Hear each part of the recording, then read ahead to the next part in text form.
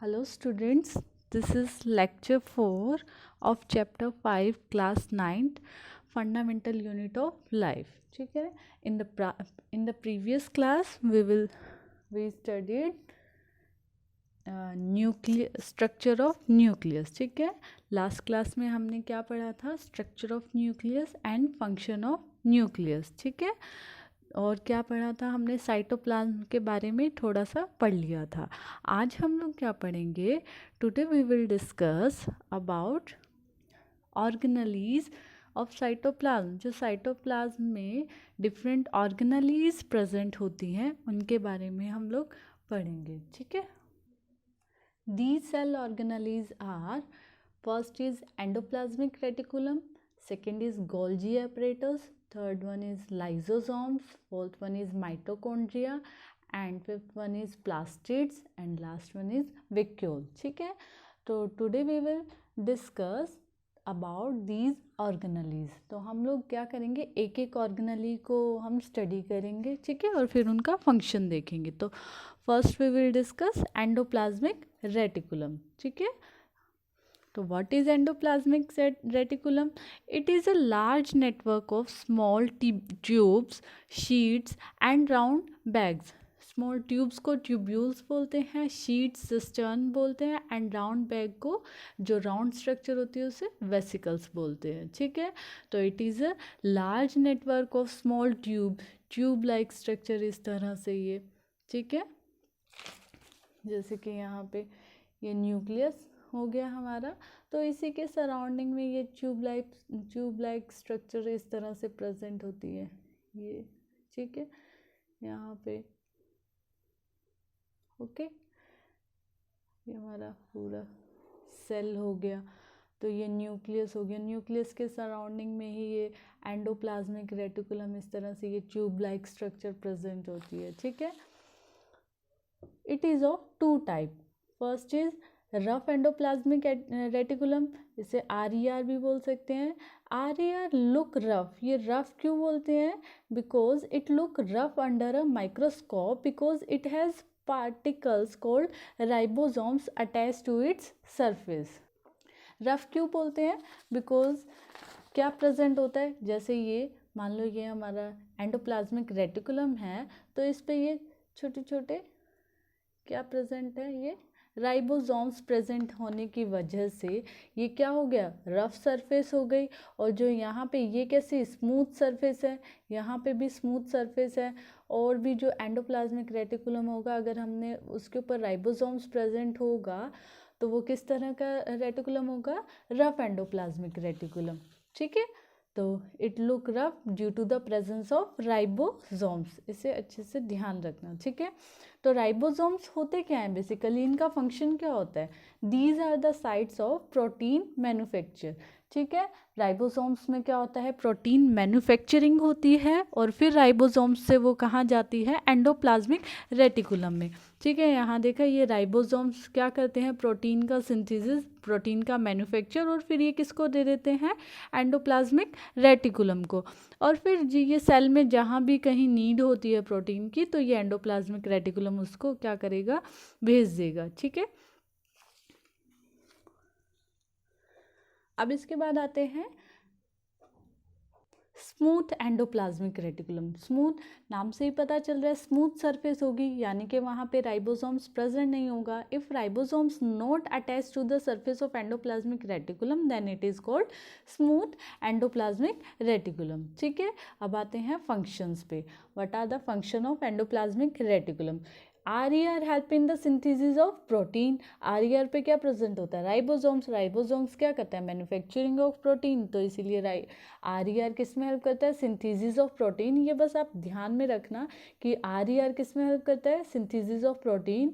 और smooth endoplasmic reticulum किस में हेल्प करता है? Synthesis of fat molecule like lipids. ठीक है, some of these protein and lipids help in the formation of membrane. This process is known as membrane biogenesis. ठीक है, इस प्रोसेस को हम लोग क्या बोलते हैं? मीन्स जो ये प्रोटीन और लिपिड किस में हेल्प करता है? Formation of membrane. जो सेल की मेम्ब्रेन होती है इसको बनाने में ये हेल्प करता है. ठीक है, तो इसको बनाने में हेल्प करता है। इस प्रोसेस को हम क्या बोलते हैं? Membrane biogenesis. जेनेसिस होता है फॉर्मेशन, ठीक है, मेम्ब्रेन बायोजेनेसिस यहाँ पे लिखा हुआ है। This process is known as membrane biogenesis. SCR plays a crucial role in detoxifying many poisons and drugs. और SCR किस में हेल्प करता है?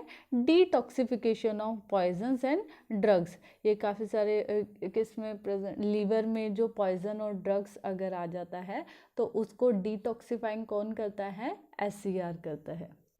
Now come to next organelle.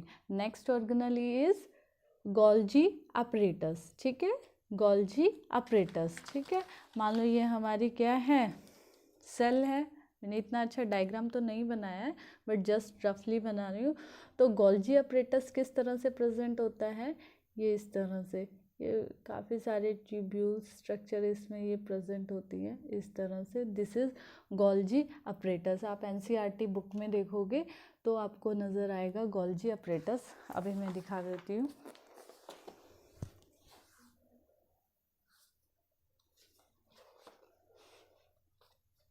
ये दिख रहा है, दिस इज गोल्जी अपरेटस, ठीक है, this is known as Golgi apparatus. और एंडोप्लाज्मिक रेटिकुलम, ये न्यूक्लियस के सराउंडिंग में आपको ये दिख रहा है, दिस इज एंडोप्लाज्मिक रेटिकुलम। ये ट्यूब्यूलर स्ट्रक्चर, जहाँ पे ये डॉट डॉट्स प्रेजेंट हैं तो ये कौन सा होगा? Rough endoplasmic reticulum. और जो प्लेन स्ट्रक्चर है जिसके ऊपर राइबोसोम्स प्रेजेंट नहीं है उसे क्या बोलते हैं?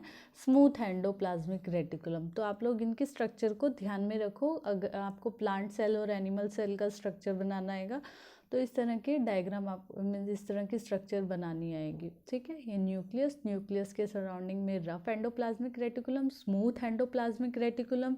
रफ क्यों होता है? Due to the presence of ribosome. Smooth क्यों होता है ये? Due to the absence of ribosome. Golgi apparatus किस तरह से दिखाई देता है? इस तरह की स्ट्रक्चर दिखाई देती है, ठीक है। अब हम इसके बारे में स्टडी करते हैं। Golgi apparatus consists of a system of membrane-bound vesicles arranged approximately parallel to each other in stalks called cisterns, ठीक है। तो ये क्या होते हैं? आपने अभी देखा था कि ये आपस में ट्यूब्यूल्स एक दूसरे के क्या होते हैं? ये पैरेलल होते हैं, ये ट्यूब्यूल, फिर ये, उसके बाद ये, ठीक है। तो ये एक दूसरे के पैरेलल होते हैं और इनको क्या बोलते हैं हम? सिस्टर्न्स बोलते हैं, ठीक है। इन्हें क्या बोला जाता है? सिस्टर्न्स, सिस्टर्न्स। अब इसका फंक्शन बहुत इम्पोर्टेंट होता है। आपने स्ट्रक्चर तो देख ली but what is importance of Golgi apparatus? Its function include the storage, ठीक है। ये क्या करता है? Storage, modification and packaging of products in vesicles. अब एंडोप्लाज्मिक रेटिकुलम था, ठीक है, वहाँ से जो लिपिड और प्रोटीन का फॉर्मेशन हुआ वो कहाँ पे जाता है? गोल्जी अपरेटस के पास। गोल्जी अपरेटस क्या करता है? उनको स्टोर करता है, मॉडिफिकेशन करता है और पैकेजिंग। ये तीन बातें आपको अच्छे से ध्यान रखनी है, ठीक है। ये क्या करता है? Storage, modification and packaging of products in vesicles, ठीक है। जो इसके ये वेसिकल्स होते हैं इनमें ये क्या करता है? Storage, modification and packaging of products in vesicle. The Golgi apparatus is involved in the formation of lysosomes. ये lysosome के formation में भी help करता है। Now come to next organelle. They are round bag-like structure which contain powerful digestive enzymes, ठीक है। ये round structure होती है। आप देखोगे सेल के अंदर तो ये राउंड इस तरह की स्ट्रक्चर होती है, ठीक है। ये राउंडेड स्ट्रक्चर होती है और इसके अंदर क्या प्रेजेंट होते हैं? डाइजेस्टिव एंजाइम्स, ठीक है, डाइजेस्टिव एंजाइम्स प्रेजेंट होते हैं। इसका भी फंक्शन इम्पोर्टेंट है जो कि एग्ज़ाम में पूछ लिया जाता है। इनके फंक्शन आप लोग अच्छे से करना क्योंकि इनके फंक्शन से रिलेटेड आप लोगों को क्वेश्चंस पूछ लिए जाते हैं। तो what is the function of lysosomes? Lysosome help to keep the cell clean by digesting any foreign material as well as worn out cell organelle. ये क्या करता है? जैसे सेल के अंदर कोई फॉरेन पार्टिकल आ जाता है, ठीक है, या फिर कोई सेल ऑर्गेनली वॉर्न आउट हो जाती है, टूट फूट मीन्स कि वो बेकार हो जाती है, फंक्शन करना बंद कर देती है, तो ये क्या करता है, एंजाइम का सिक्रीशन करता है और फिर उनको एनगल्फ कर लेता है, मीन्स कि उसको ब्रेक डाउन कर देता है और क्लीन कर देता है सेल को, ठीक है। नेक्स्ट फंक्शन क्या है, व्हेन ड सेल गेट डैमेज। अब मान लो जो जिस सेल के अंदर ये प्रेजेंट है, लाइजोसोम सेल के अंदर प्रेजेंट है, ठीक है, वही सेल कैसी हो गई है, वो डैमेज हो गई है, ठीक है।